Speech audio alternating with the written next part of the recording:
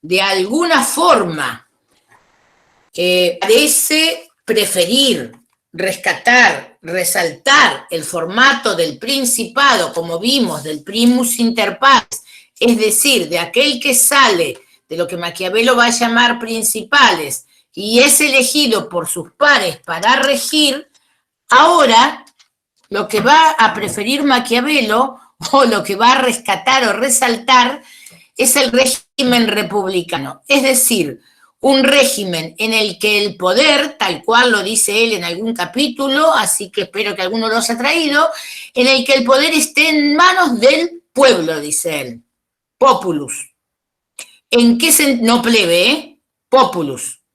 En el sentido de que el pueblo, la mayoría, ¿sí?, quiere la libertad, mientras que los principales, los que están más arriba, quiere dominarlos.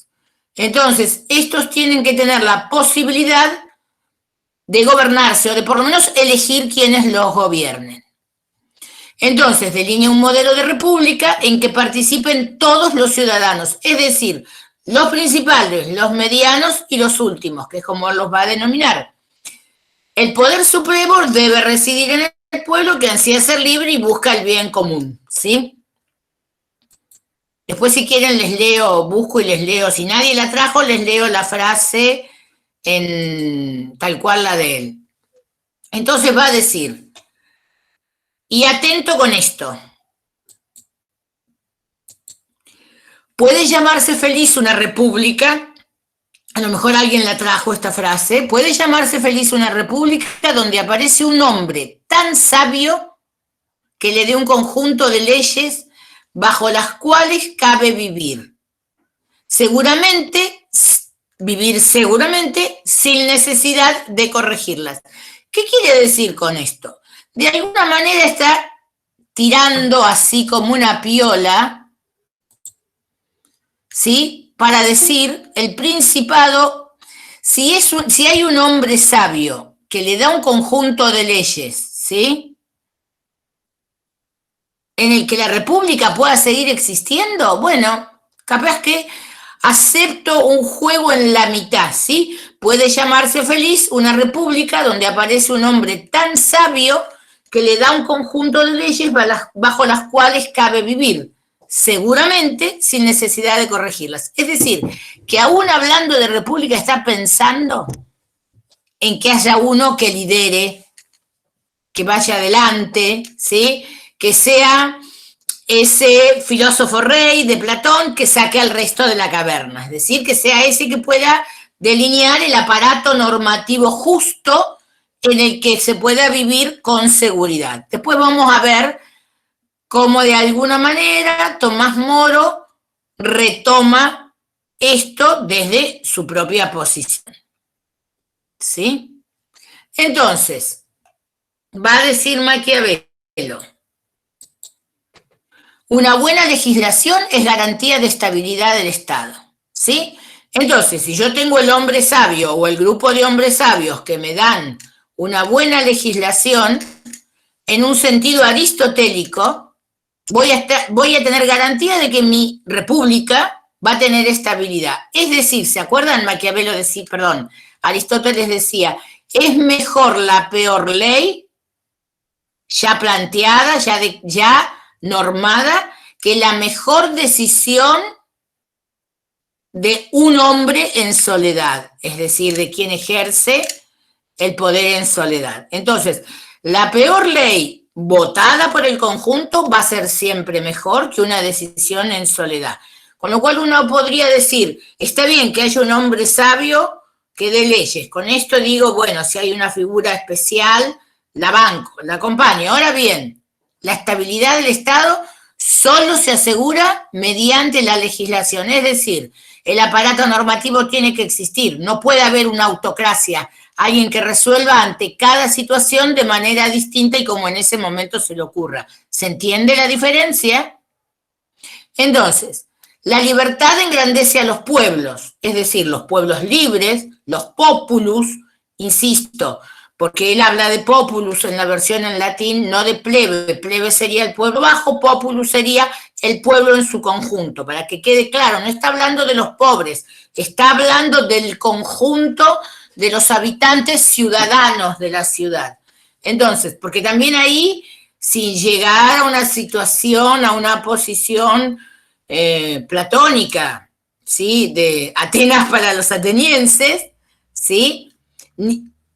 Está más del lado de la discusión que plantea Aristóteles de quiénes pueden adquirir ese estatus de ciudadanía. Sin embargo, también tiene sus observaciones sobre esto, ¿sí? No todos, ¿sí? Hay que tener ciertas características para adquirir la ciudadanía. También me callo por si alguno lo trajo. Entonces, la libertad engrandece a los pueblos y hace prósperas a las ciudades. Es decir, está hablando de ciudades en el sentido de ciudades-estado. Firenze era un poco más en ese momento que una ciudad-estado, era la ciudad con los territorios de alrededor. Como ya vimos, toda Italia estaba compartimentada en reinos, ducados, repúblicas, ¿sí? Principados. ¿El qué está queriendo decir? Los pueblos instalados, situados en esas especies de ciudades-estado, ¿sí? Bueno, esas ciudades van a tener progreso, van a ser prósperas si son libres. ¿Cómo son libres? Teniendo gobiernos republicanos que puedan ser elegidos por sus ciudadanos. Entonces, es imprescindible que en esas ciudades haya, para que sean libres, participación política, es decir, que el pueblo entero, en un sentido ateniense, como en el Ágora, ¿sí? Que ahora vamos a ver cómo pueda participar. Que haya educación, ¿sí? Quiere educar al pueblo, no solo que reciban alguna educación, la que resuelvan sus familiares, los varones de las clases superiores. Las mujeres no sabían ni leer ni escribir en general en esta época, ¿sí? Entonces, él lo que reclama es educación general. No está pensando en educación pública, no se hagan estos rulos, pero lo que está diciendo, el pueblo tiene que estar educado, tiene que conocer qué es lo que le corresponde, cuáles son sus derechos, ¿sí? Y cuál es el funcionamiento debido de la ciudad. Entonces, participación política, educación y religión, porque se acuerdan lo que vimos que él pensaba de la Iglesia Católica, sin embargo no está en contra de la religión, de las creencias. Cree que eso da preceptos morales, eso da un ethos, un modo de comportarse, de convivir, que va a ayudar, ¿sí? También al engrandecimiento y a la prosperidad. Sí, mediante ciertas pautas religiosas aprende a convivir.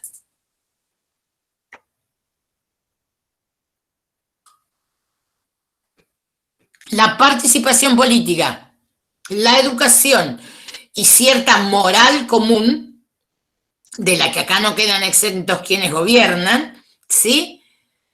Contienen la corrupción. Es decir, no puede haber corruptela cuando el pueblo verdaderamente participa y participa de las distintas instancias, que él va a llamar consejos, ahora vamos a ver, ¿sí?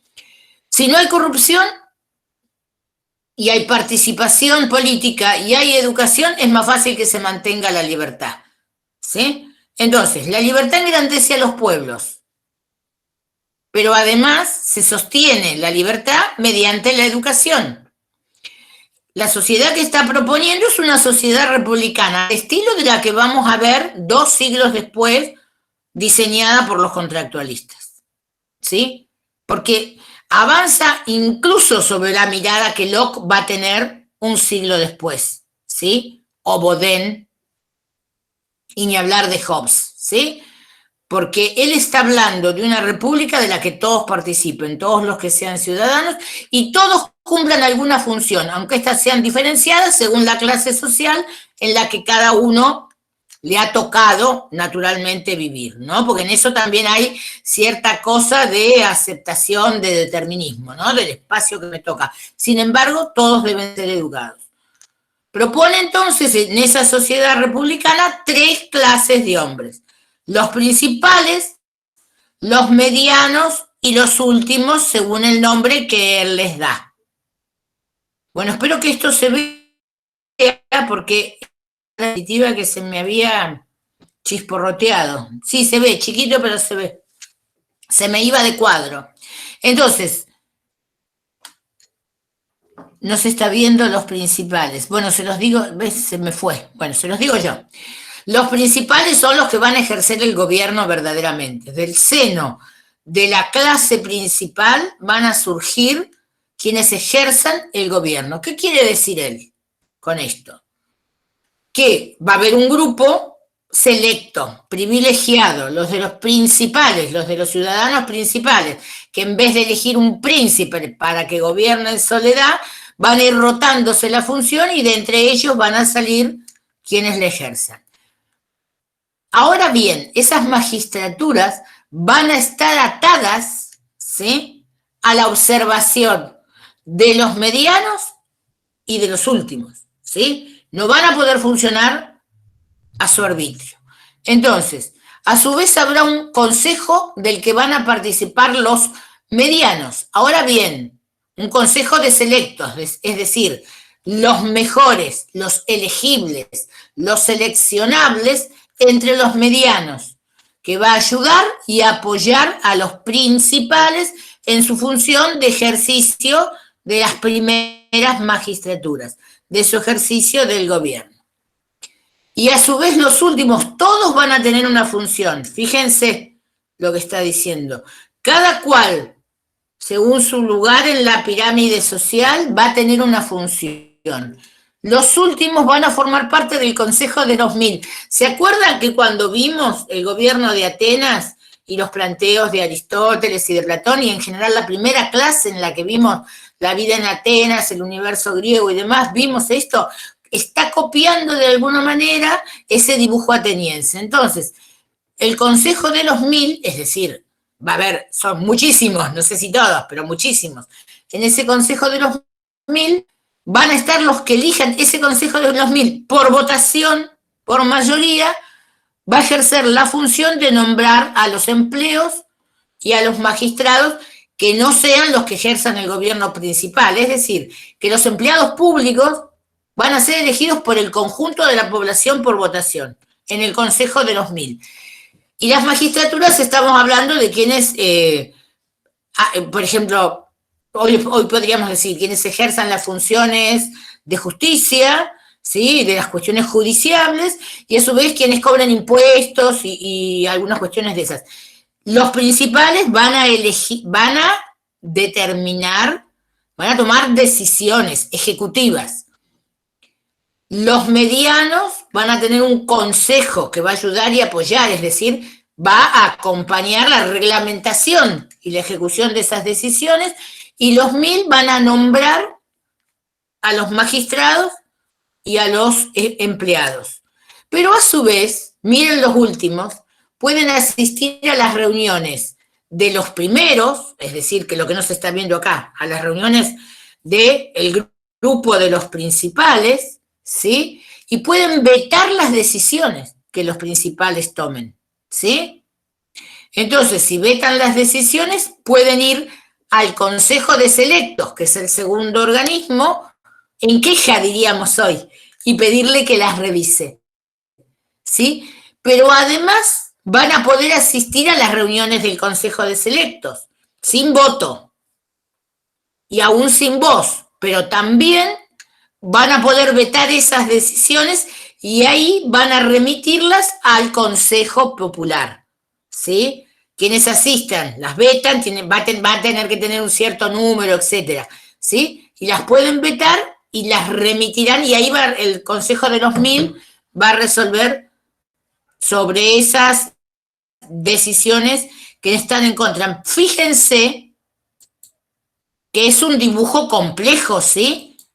No es un dibujo simple, es un dibujo complejo con pesos y contrapesos, podríamos decir, ¿sí? En el sentido que nosotros hablamos en la división de poderes. Si bien no es una división de poderes en funciones ejecutivas, legislativas y judiciales, es una división de poderes que está determinada de acuerdo al escalón de la pirámide en que cada grupo social nació y a la función que se le adjudica, ¿sí? Entonces, que unos toman decisiones, otros las acompañan, las terminan de diseñar, las ejecutan, y otros eligen a quienes las cumplen, En fin, es bastante compleja la distribución. Los mercenarios, la otra cuestión que vimos, y que ya lo dijo en el Príncipe y acá lo va a reiterar, va a reclamar, además de esas funciones, de los principales, los medianos y los inferiores, o el pueblo, ejércitos regulares. ¿Por qué? Porque lo mismo que dice en el Príncipe, los mercenarios no son honorables, solo quien es un ciudadano va a defender la patria con honor, porque va a defender la gloria de su república, de su país. Por lo tanto, un ejército regular, poderoso, que pueda, ¿se acuerdan que decíamos la astucia de la zorra y la fuerza del león? Decía en el Príncipe, que sea la fuerza que cubra fronteras hacia afuera esas decisiones de los distintos órganos de la República. Entonces, ese ejército regular, ¿sí?, va a ser quien defienda y proteja las libertades. Siendo así que todos los estados cambian por evolución, es decir, porque van creciendo, transformándose progresivamente, o por revolución, ¿sí?, es decir, que evolucionan más de una vez, eso quiere decir revolución, ¿sí?, que todo cae y evoluciona mucho en ese corto tiempo, ¿sí?, reevolución, se superevoluciona, ¿sí? Es imprescindible un ejército regular poderoso, decía. ¿Por qué? Porque siendo así que todos los estados cambian por evolución o por revolución, un estado que desee conservar su libertad o independencia debe mantenerse siempre en guardia. De paso les cuento, la figurita que ven ahí es una foto actual, pero es alguien que está vestido a la usanza del ejército florentino de la época de Maquiavelo. Como ya vimos en El Príncipe, Maquiavelo, si bien reclama que tiene que haber religión, creencia, porque es la creencia la que me somete a un código de moral, la que me hace aceptarlo, cumplirlo, defenderlo, ¿sí?, propagarlo, sigue con una visión en la que desprecia las virtudes elogiadas por el cristianismo, ¿sí? Quiere una república, pero no quiere una república de débiles, por eso quiere un ejército fuerte, regular, de ciudadanos, pero fuerte, que defienda las fronteras y el modo de gobierno republicano, porque ¿cuándo está escribiendo? ¿Se acuerdan que vimos la situación cíclica de Firenze? República, principado, venía la república, caía la república, volvían los Medici, venía la república, pero se la manoteaba Savonarola, que era como un iluminado, que termina después quemado en la hoguera por la Inquisición. Entonces él lo que quiere es una república firme, fuerte, protegida por un ejército que haga que se cumplan esas normas que la van a hacer estable. Por eso desprecia las virtudes que elogia el cristianismo, porque considera que favorecen el carácter servil. Y un ciudadano tiene que ser servil porque no es un súbdito, no está por debajo de las órdenes de nadie, ¿sí? Un ciudadano en él ya hay una especie de atisbo de idea de soberanía, que es lo que va a terminar de redondear Bodin, ¿sí?, un siglo después. ¿Se acuerdan que vimos eso muy brevemente en Fundamentos? Y ustedes van a ver a Bodin en teoría 1 o en teoría 2, ¿sí? Según, más fácilmente en teoría 2. Porque teoría 1 termina con Moro, ¿sí? En ese momento, este programa termina con Moro, y no creo que lleguemos a ver a Etienne de Lavoisier y el discurso sobre la servidumbre, pero digamos que epocalmente es más o menos contemporáneo, pero en Francia, ¿sí? Y de alguna manera teoría 2 arranca con el contractualismo y el precontractualismo, ¿sí? Con lo cual es posible que a Bodin lo vean en teoría 2. Y si no, esperen a Ética, que lo vamos a volver a mirar en profundidad, porque al igual que Maquiavelo, así como Maquiavelo puede decir la bisagra que funda la ciencia política en sentido amplio y la separa definitivamente de la filosofía política, porque dice, la política es una ciencia de lo que es. ¿Se acuerdan que lo vimos en la clase pasada? No de lo que debe ser. Es decir, hay que analizar la realidad, lo que sucede, no tener expectativas sobre lo bueno, lo mejor, el mejor gobierno, el mejor Estado. Hay que ver lo que hay y tratar desde ahí de diseñar. Bueno, Bodin, y Maquiavelo nos va a dar la categoría Estado, esta definición de lo que es el etos de la política, ¿sí? Bodin nos va a dar la categoría soberanía. Bodin va a definir la diferencia entre la soberanía y la propiedad. Cuándo un soberano es soberano y por qué no es propietario. ¿Sí? Con lo cual la ciencia política también le debe a Bodin un escalón rumbo a su definición. Entonces, volvamos al señor Maquiavelo. Nuestra religión coloca el supremo bien en la humildad. Creo que el otro día lo hablamos también esto. La abnegación y el desprecio de las cosas mundanas. ¿Sí? El cristianismo de eso está hablando. En tanto que la pagana, es decir, la que tenían, piensen que él tiene acá en la cabeza la República Romana, ¿sí? Él tiene acá en la cabeza ese capítulo 1 de la República de Cicerón, ¿sí? Entonces, no al desprecio de las cosas mundanas, no a estar defendiendo todo el tiempo la abnegación, la humildad, poner la otra mejilla, agachar la cabeza, sino que hay que seguir los preceptos de la religión pagana, que ponía, no cualquiera, está hablando de la religión de los romanos, que ponía en la grandeza de ánimo, es decir, la valentía, ¿sí? No la osadía, porque piensen que él también pretende que la mejor cualidad de un gobernante es la prudencia, la frónesis, es decir, ni la osadía ni la cobardía. La grandeza de ánimo, la robustez corporal, es decir, ahí está Milton, discúlpenme. Hola Milton. La robustez corporal, es decir, la fuerza física, ¿sí? Grandeza de ánimo, frónesis, entre la valentía, ¿sí? La prudencia, pero además ser valeroso. No ser cobarde y no ser osado, eso es ser valeroso.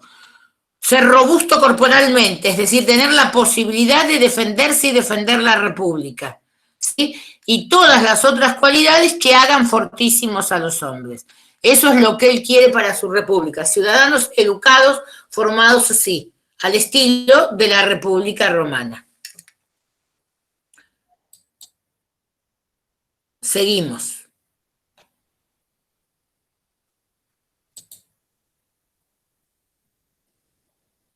¿Se ve? Porque esta era otra que me daba... Sí se ve.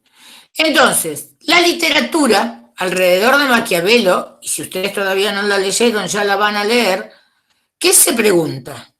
¿Sí? ¿Quiénes hacen su exégesis? ¿Quiénes lo analizan? ¿Sí? ¿Quiénes hacen la hermenéutica de sus textos, que no me caso de insistir? Yo hago la hermenéutica de las hermenéuticas de los textos que ustedes tienen, y a su vez mi propia hermenéutica de los textos originales de Maquiavelo. ¿Hay un Maquiavelo pragmático y otro republicano? ¿Sí? Podemos decir que hay un Maquiavelo pragmático y que desde la praxis y esa mirada pragmática, que también es una ideología, el pragmatismo.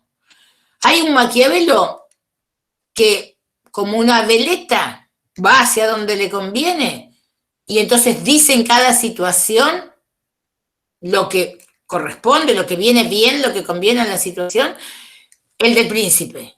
Y entonces lo alaba a Lorenzo de Medici porque es su manera de poder volver a la función pública. Y hay otro Maquiavelo republicano, que es este, de los discursos de la primera década de Tito Livio, en la que plantea, delinea, fortalece y defiende esta idea de una república bastante compleja, con estratos, con funciones particulares para cada clase o estrato.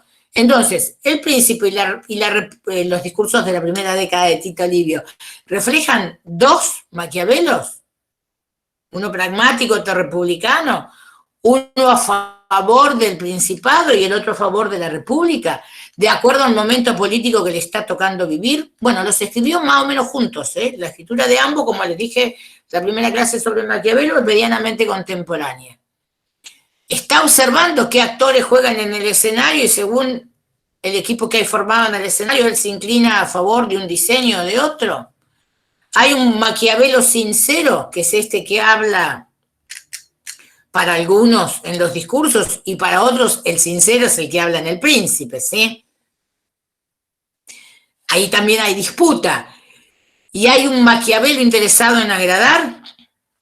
¿O a Lorenzo de Medici en El Príncipe? ¿O en agradar al pueblo, ¿sí? A los medianos y a los últimos o inferiores, para de alguna manera conseguir también cierta popularidad?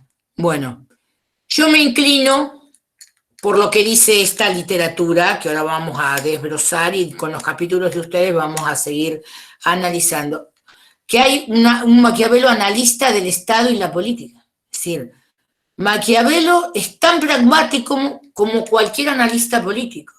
Si le reconocemos que es el primero que ve que la política no es religión y no es moral, que tiene un ethos propio, una manera de funcionar propia, que no hace falta ser bondadoso, sino que lo que hace falta es ser perspicaz, que la virtud no es la bondad religiosa, sino que la virtud es la capacidad de ver y operar de acuerdo a la lectura que se hace del escenario, y que hace falta además un poco de suerte, porque con la virtud y con la habilidad nunca alcanza del todo, que la suerte es un componente que siempre hay que tomar en cuenta y por el que hay que cubrirse. Si además vamos a reconocerle que nos deja claro que hay que tener fuerza y hay que tener astucia, que hay que tener buenas instituciones, que la República nos va a dar estabilidad, pero a su vez hay que tener un ejército, porque el príncipe necesita del ejército, pero la República aún más, para sostener la estabilidad y para defender su territorio y para defender el propio formato republicano, va a decir Maquiavelo. Entonces, es un analista del Estado y un analista de la política. Es un analista de las decisiones de la política. Y va a proponer distintas estrategias y modelos según la instancia en la que se encuentre y que sean aquellos que puedan ocupar las funciones y roles en que admito a alguien. Hola, Javier. Y puedan ocupar las funciones y roles dentro de la República en este caso, o del Principado en el caso anterior. Entonces, las estrategias son eso, están diseñadas de acuerdo a los actores que hay, digamos hoy, a los actores que hay en el escenario y a las posibilidades. No siempre va a existir la posibilidad de la política, pero si existe hay que ir por ella. Y si aparece un hombre fuerte que puede dotarnos de una buena legislación, bueno, hay que aprovecharlo también. Entonces, lo que hay es un Maquiavelo estadista, ¿sí? Un Maquiavelo que entiende que los hombres no funcionan siempre igual, que las instituciones no tienen por qué permanecer siempre exactamente igual, que pueden mutar, que pueden evolucionar, ¿sí? No necesariamente estar en el medio de una revolución, sino que la evolución puede ser progresiva y que a lo mejor desde el Principado hacia la República no hay tanta distancia, ¿sí? Porque ese hombre fuerte puede dotar de un primer marco normativo y puede habilitar la posibilidad de que la República nazca. Entonces, va a decir George Sabine, que es uno de los teóricos sobre la historia más importantes de la historia europea, del pensamiento político y que analiza justamente la progresión del pensamiento político y cómo se va separando filosofía política de teoría política, cómo se va constituyendo en sí mismo el pensamiento teórico político, que Maquiavelo es, pues, de un modo muy acusado, el teórico político del hombre sin amo, en una sociedad en la que el individuo se encuentra sin más motivos ni intereses que los proporcionados por su propio egoísmo, ¿sí? ¿Qué quiere decir con esto? Que Maquiavelo está viendo siempre, aun cuando habla de la República, su mirada no es una mirada ingenua, una mirada que piensa en ciudadanos modelo dispuestos a sacrificarse, ¿sí? Ciudadanos, no sé, digamos en términos actuales, sumamente empáticos con sus convecinos, ¿sí? Él piensa, los hombres van a querer siempre su beneficio, ¿sí? Y ya está visorando que los hombres están solos, cosa que van a terminar de definir los contractualistas cuando planteen la idea, la van a ver en teoría 2, de autonomía, ¿sí? Porque la contracara de la autonomía y la libertad del individuo es la soledad. No tengo un estamento que me proteja, que me acompañe a tomar decisiones en conjunto, en grupo. Estoy librado a mi suerte. ¿Sí? Soy un hombre sin amo. Bueno, yo una mujer sería, pero en esa época no existían. Así que soy un hombre sin amo. Sin embargo, estoy solo, porque al no tener amo, nadie se ocupa de mí, nadie está obligado a proveerme nada. ¿Sí? El amo, el señor feudal estaba obligado a proveer vivienda, vestimenta, alimento. El siervo de la gleba estaba obligado a ir a la guerra y a cultivar las tierras. Pero había mutuas obligaciones y a su vez había obligaciones en los estamentos, ¿sí? En esa sociedad de hombres libres, cada uno está librado a su suerte y se mueve por sus motivos y por sus intereses.